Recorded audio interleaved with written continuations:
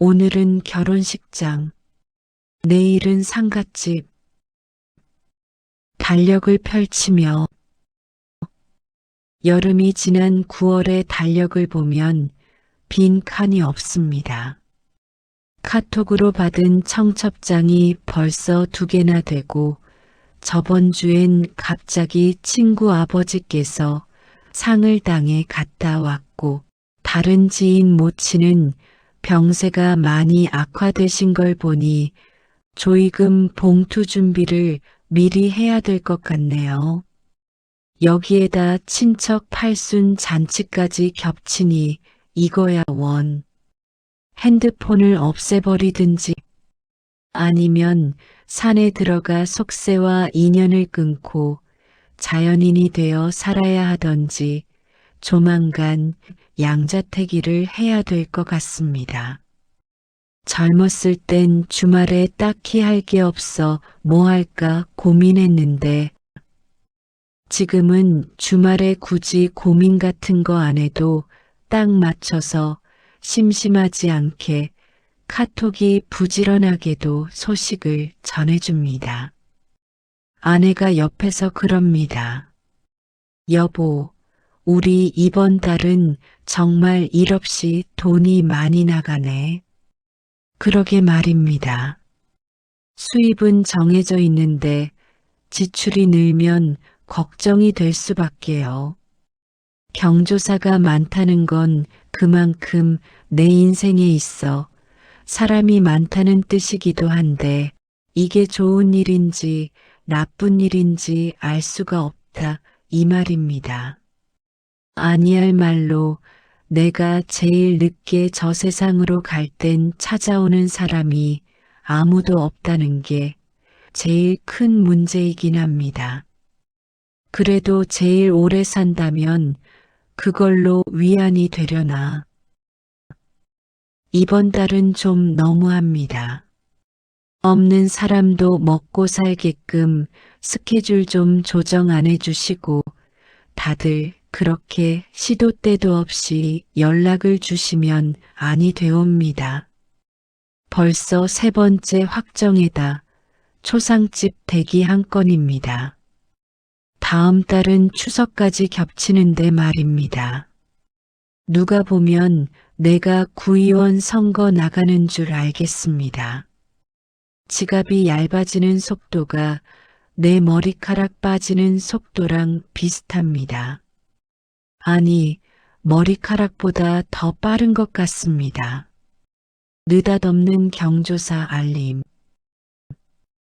요즘 카카오톡 알림음이 무섭습니다. 띠링. 예전엔 카톡 오면 반가웠어요. 뭐야, 누가 연락했나? 하고 기대하면서 열었는데 지금은요, 밤이 늦은 시간에 카톡 알림 뜨면 일단 심호흡부터 합니다. 특히 오랫동안 연락 없던 이름이 뜨면 가슴이 철렁해요. 이 사람이 왜? 열어보면 대부분 2가지입니다. 몇 월 며칠에 저희 아들 딸 결혼합니다. 땡땡님 부친상 부고를 알려드립니다. 몇 년 동안 연락 없던 그저 그런 친구가 갑자기 청첩장을 보냅니다. 이런 연락을 받을 땐 좀 난감합니다. 가자니 어색하고 안 가자니 찝찝하고 그렇다고 모른 척하기엔 카톡까지 열어봐서 늦었고 결국 뭐 어떻게 합니까? 축의금 봉투와 피 같은 5만원권 2장 준비해야겠지요. 몇 년 사이 축의금이 올라도 너무 올랐어요. 예전엔 3만원도 했었는데 지금 3만원 내면 봉투 바로 집어 던집니다. 옷깃만 스쳐도 5만원이고 악수까지 하면 10만원. 가까운 사이면 20만원, 30만원도 내야 하고 아내가 옆에서 그럽니다. 여보, 이 사람 누구야? 얼마 넣어? 5만 원?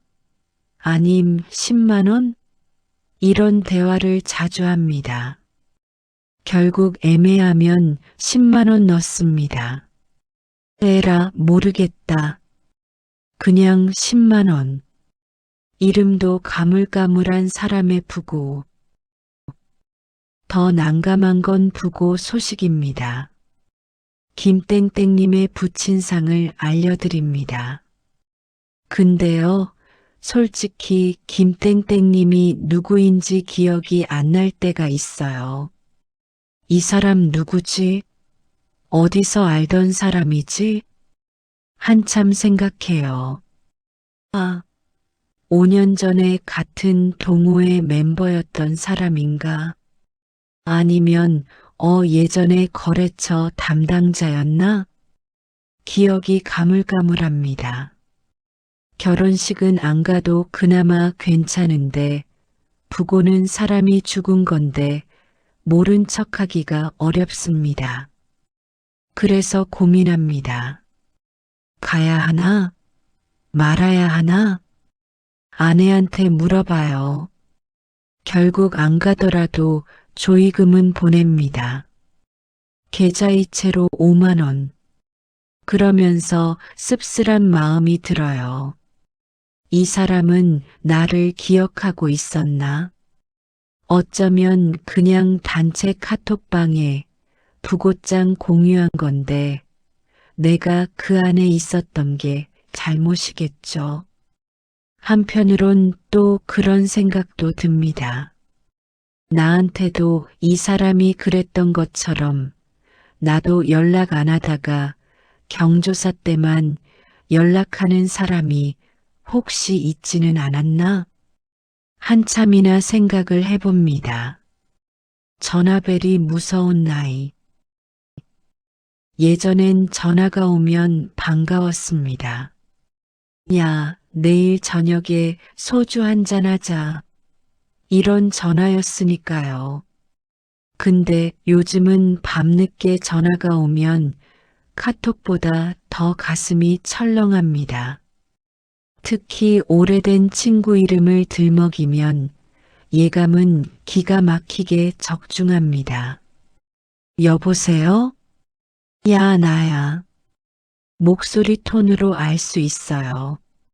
뭔가 안 좋은 소식이면 목소리가 가라앉아 있거든요. 작년에 고등학교 동창 하나가 뭐가 그리도 바쁜지 먼저 저 세상으로 갔습니다. 그 친구 졸업 앨범 보면 항상 제일 뒤에서 장난치던 녀석이었어요. 축구도 우리 반에서 제일 잘했고 체력도 좋았는데 갑자기였어요. 야, 영수 알지? 걔 말이야. 그 뒤에 무슨 말이 나올지 이젠 나도 알고 있습니다. 전화 끊고 한참을 멍하니 앉아 있었어요. 다음날 장례식장에서 영정 사진 보니까 환하게 웃고 있더라고요.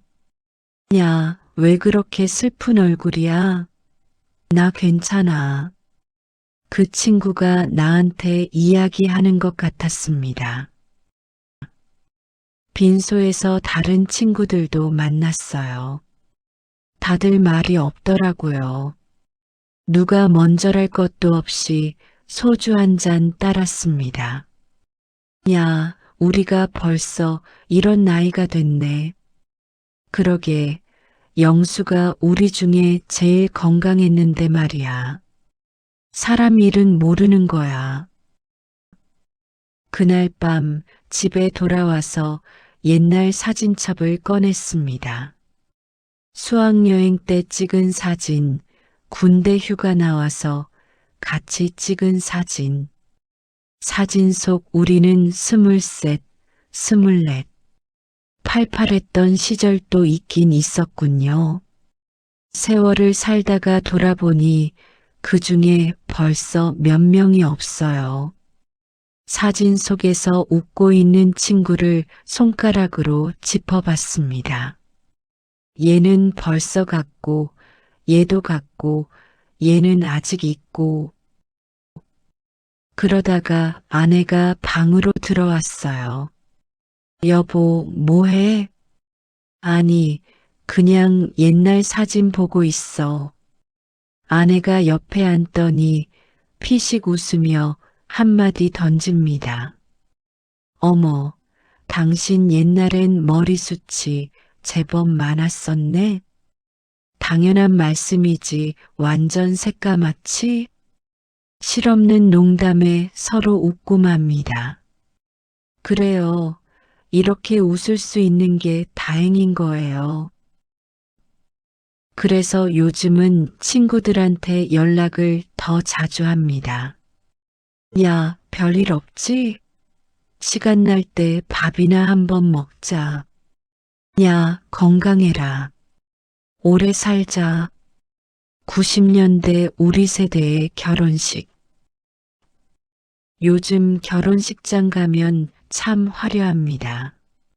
샹들리에도 엄청 화려하고 웨딩드레스는 드라마에서 본 것 같이 연예인들 뺨치는 수준이고 하객들도 죄다 예쁘게 차려입고 마치 콘서트장에 온 것 같은 느낌입니다.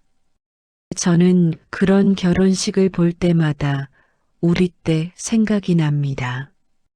1990년대 우리가 결혼할 때는요.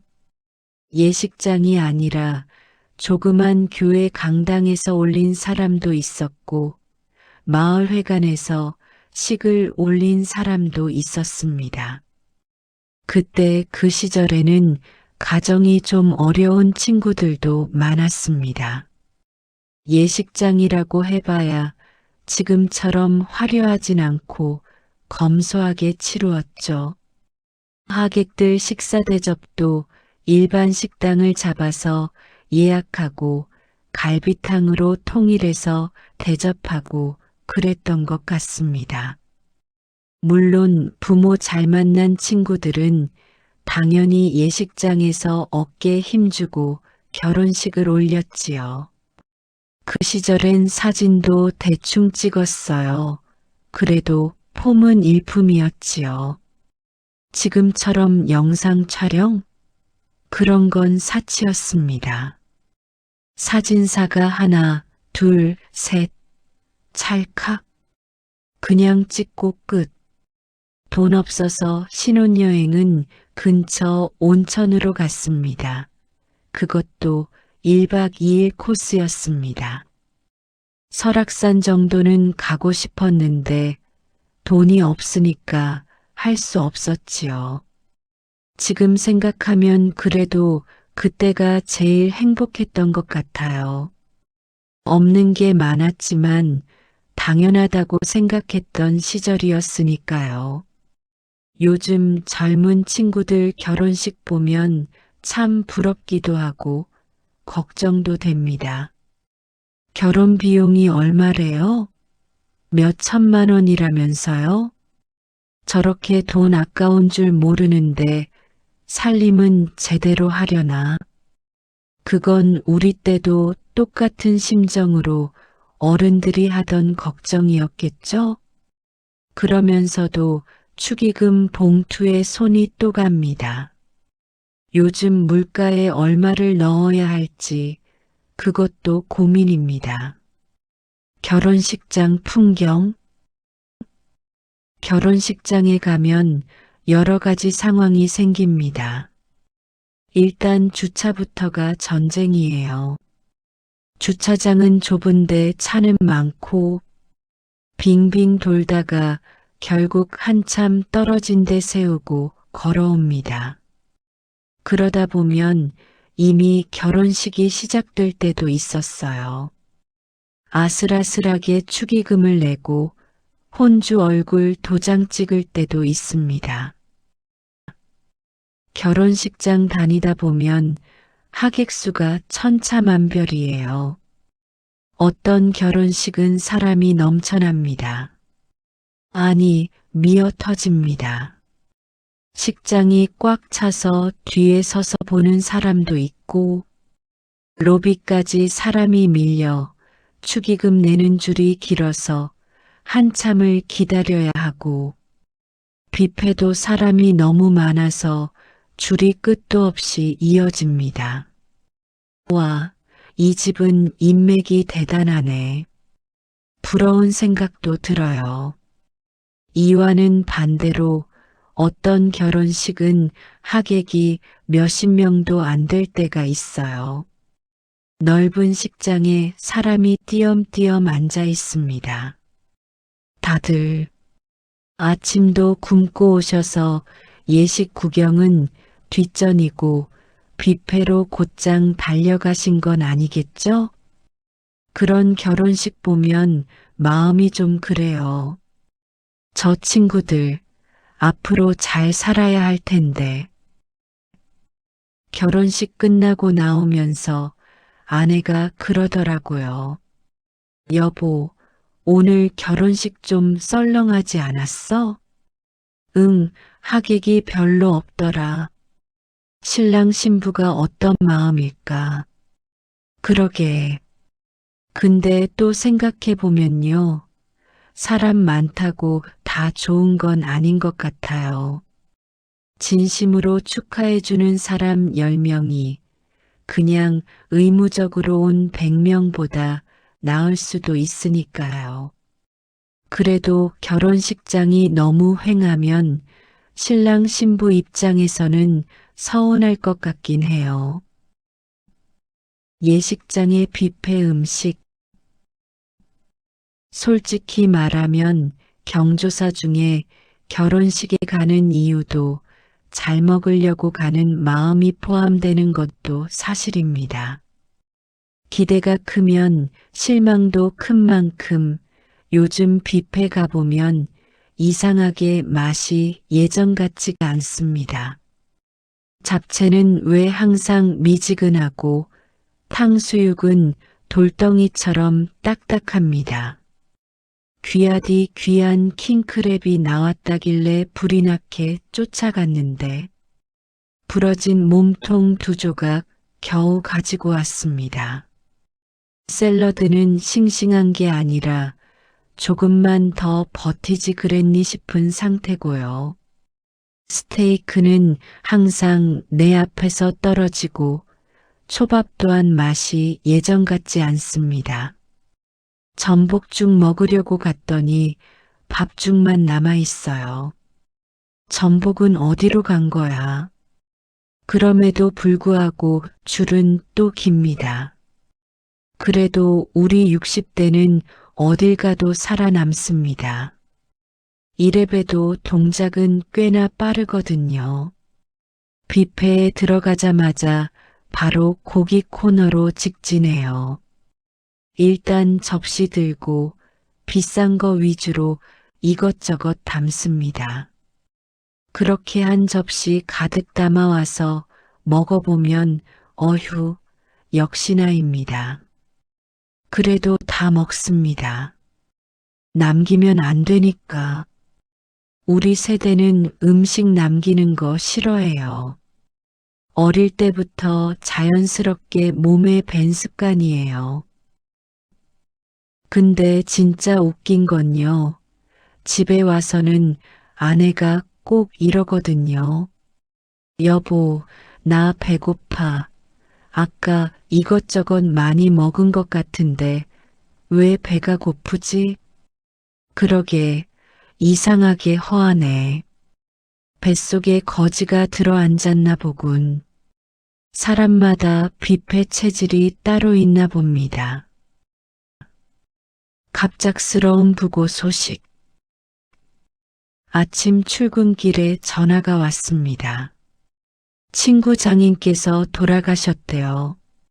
장례식장이 꽤나 먼 시골이더군요. 퇴근하고 바로 출발해야 했습니다. 4시간 정도 걸리겠더군요. 근데 하필 그날 눈이 오기 시작했어요. 처음엔 가랑눈이었는데 1시간 지나니까 펑펑 쏟아집니다. 내비가 250km 남았다고 알려줘요. 고속도로는 그나마 괜찮았어요. 문제는 고속도로 빠져나가고 나서부터입니다. 시골 국도로 접어드니까 가로등이 띄엄띄엄 희미하게 있어요. 게다가 눈은 하염없이 펑펑 쏟아지고 산길 도로에도 조금씩 쌓이기 시작합니다. 이것 참. 갈수록 태산이네 그려. 내비가 길을 잘 안내하는 건지 더 깊은 산길로 군말 없이 들어가라고 합니다. 300m 앞에서 좌회전입니다. 하는데 어디가 300m인지 모르겠어요. 굽이굽이 끝없이 이어지는 산길을 죽어라고 달리고 또 달립니다. 헤드라이트 불빛 말고는 아무것도 안 보입니다. 눈은 계속 쏟아지고 와이퍼가 삐걱삐걱 소리를 내요. 1시간 넘게 산길을 달리는데 마주오는 차가 한 대도 없어요. 나 혼자예요. 이 산속에 나 혼자 있다니 헐. 그때부터 이상한 생각이 들기 시작했습니다. 이 산길에서 사고 나면 아무도 모르겠다. 차가 미끄러져서 절벽으로 떨어지면. 그러다 문득 어릴 때 들었던 이야기가 떠올랐어요. 눈 오는 밤에 산길을 혼자 달리면 하얀 소복을 입은 여자가 태워달라고 손짓을 한대. 룸미러로 뒷좌석을 보면 어느새 그 여인이 타고 있대나 어쨌대나. 젊었을 때는 그냥 웃었던 이야기인데 환장하겠네. 그 순간 등에서 식은땀이 흘러내렸습니다. 뒷좌석이 엄청 신경이 쓰입니다. 자꾸 뒤를 보게 됩니다. 초상집 찾아가려다 내가 먼저 초상치게 생겼습니다. 나이를 헛먹어서 그런지 무서움을 좀 많이 탑니다. 그래도 취미가 공포영화나 귀신 나오는 영화는 죽어라고 즐겨봅니다. 어찌어찌 하다 보니 무사히 상가집에 도착했습니다. 음악도 크게 틀고 소리도 크게 질러보고 해서 겨우 왔습니다. 그렇게 4시간을 달려서 저녁 11시쯤 도착했습니다. 촌동네 조그만 장례식장, 간판 불빛이 희미하게 켜져 있었어요. 주차장에 차 세워놓고 한참을 앉아 있었습니다. 손이 떨리더라고요. 추워서가 아니라 긴장했던 게 풀려서 그랬나 봅니다. 휴, 살았다 그 생각이 먼저 들었어요. 조문객이 없는 장례식장. 그렇게 도착한 장례식장으로 들어가 보니 눈이 많이 와서 그런지 조문객이 거의 없었어요. 빈소에 들어가서 상주와 인사를 하고 나오니 바깥 테이블엔 친척 몇 분에다 조문객이라고는 나 혼자가 전부였습니다. 먼 길 와줘서 고맙다. 사위인 친구가 반갑게 맞이합니다. 친구 와이프도 인사를 합니다. 미안해요. 이렇게 멀리까지 오게 하셔서. 아닙니다. 당연히 와야지. 그나저나 눈이 그치질 않아서 큰일입니다. 갈 길이 멀어서 인사만 하고는 냅다 튀려고 했거든요.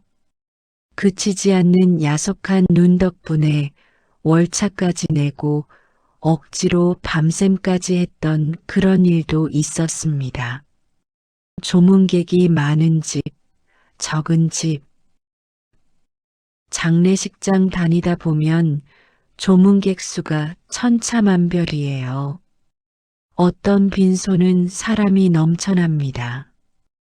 빈소 앞에 줄을 서서 조문해야 하고 식사하는 테이블도 앉을 자리가 부족해요. 화환이 복도까지 끝도 없이 늘어서 있습니다. 이분은 생전에 사람들한테 참 잘하셨나 보다. 그런 생각이 들어요. 근데 어떤 빈소는 조문객이 서너 명밖에 없을 때가 있어요. 넓은 빈소에 상주 혼자 앉아 있습니다. 텅 빈 의자들이 쓸쓸하게 늘어서 있고 화환도 두세 개뿐이에요. 방명록을 보면 이름이 몇 개 안 됩니다. 그런 빈소를 보면 왠지 좀 그래요. 이분은 어떻게 사셨을까? 가족은 있는 걸까? 친구들은 다 어디 갔을까? 물론 저마다의 사정은 있겠죠. 시골에 사셔서 사람들이 오기 힘들었을 수도 있고, 고인이 연세가 많으셔서 친구분들이 이미 다 돌아가셨을 수도 있고, 그래서 저는 장례식장에는 가급적 가려고 애를 씁니다. 조금 친한 사람이었어도 거리가 멀어도 내가 안 가면 저 빈소에 사람이 한 명 줄어드는 거니까 그 한 명이 상주한테는 큰 위로가 될 수도 있으니까요. 지금은 주머니 사정 때문에 생각이 조금 바뀌었지만 말입니다. 경조사 비용의 무게. 경조사 이야기하면서 돈 이야기가 빠지면 서운하겠지요. 바로 돈이에요. 축의금과 부의금, 한편으론 이게 참 부담이 될 때도 있습니다. 정년 퇴임하고 인생이 막을 살아가는 우리한테는 사실 부담이 안 될래야 안 될 수가 없습니다. 가진 것이 돈밖에 없으면 아무 걱정이 없겠지만 가진 게 없으니 그게 문제인 거지요. 요즘 경조사비가 만만치 않습니다. 요즘은 최소 10만 원이 기본이고 친하면 20만 원, 많게는 30만 원이 넘어갈 때도 있습니다. 가까운 친척이면 50만 원 이상도 내야 될 때도 있고 장례식 부의금도 마찬가지예요. 이건 역시 10만 원이 기본이고 가까운 사이면 20만 원, 30만 원 나갈 때도 있습니다.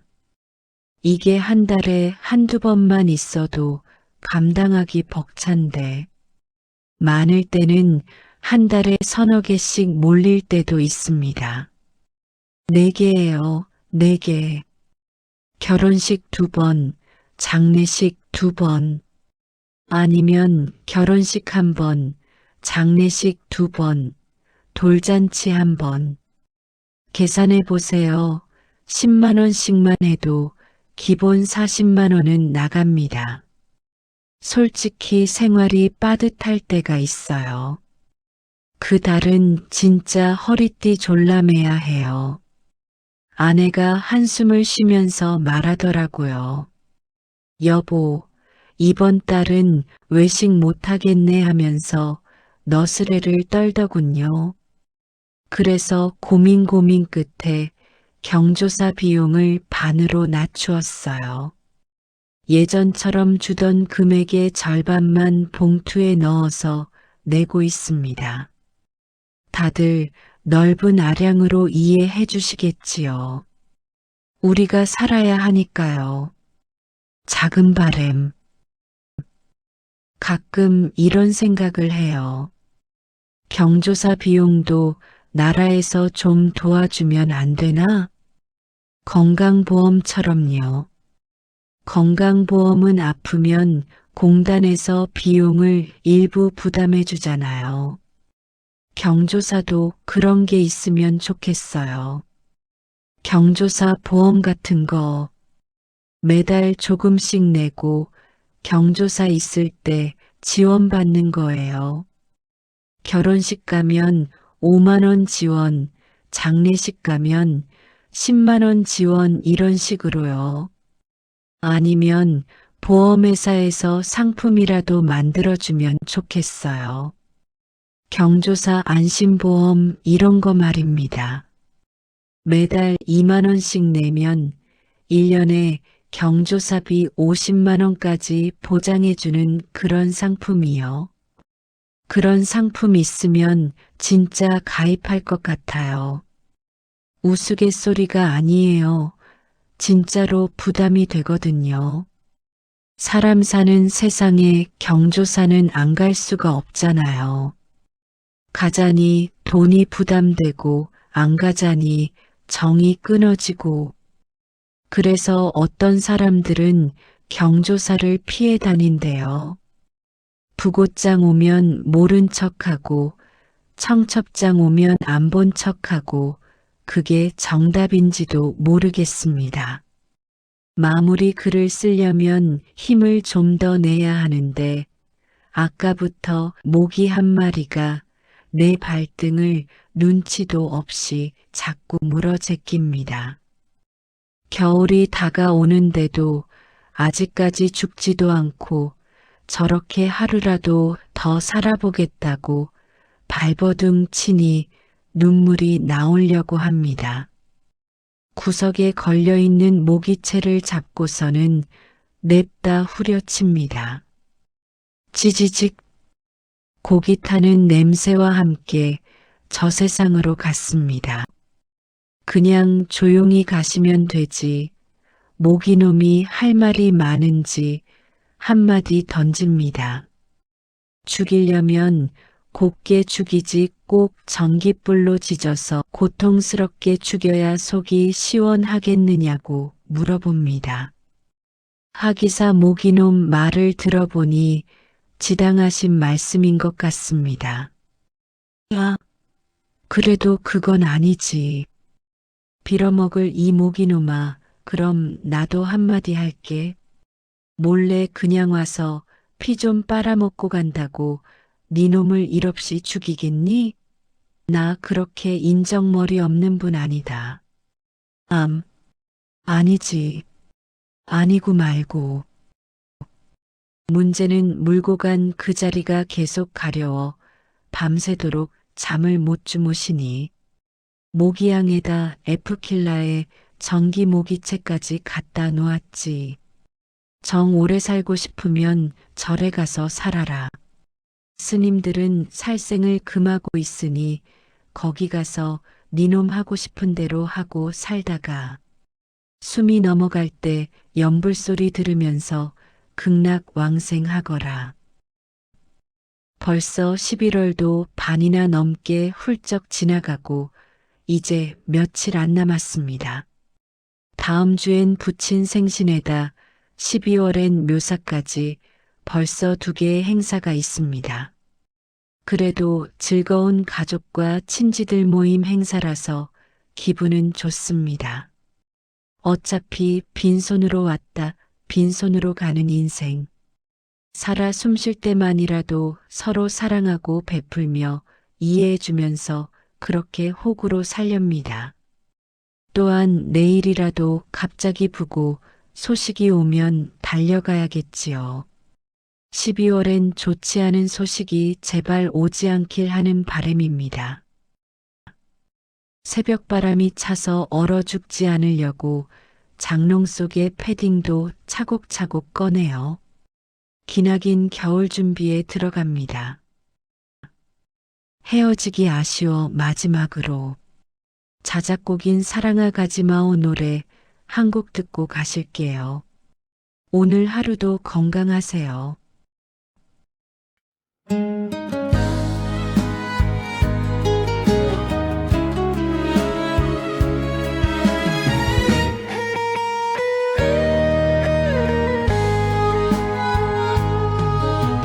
그대 떠난 그 길 위에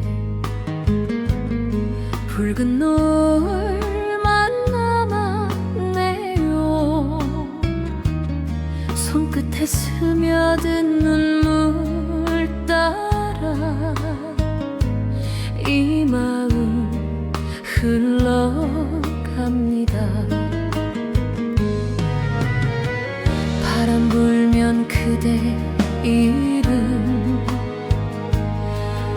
입술에 피어나네요. 잊으려 애써봐도 그리움은 꽃잎처럼 저도 다시 피어요. 사랑아 가지 마오. 내 가슴에 살아있어. 하루 또 하루 그대 기다리며 눈물로 세월을 지워요. 창가에 비 내리면 그대 목소리 들려줘. 미련이 남아서 또 불러보는 그날의 약속이 서러워라. 가시 같은 세월 속에 그대 이름 안고 살아요. 지워도 지워도 남는 사랑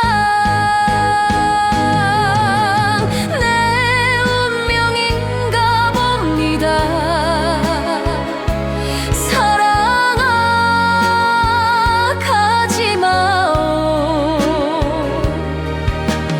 내 가슴에 살아있어. 바람이 불어도 세월이 흘러도 그대만 그리워지네요. 다시 태어나도 그대뿐이요. 사랑아 가지 마오. 그대 없는 세상이라도 내 사랑은 멈추질 않소.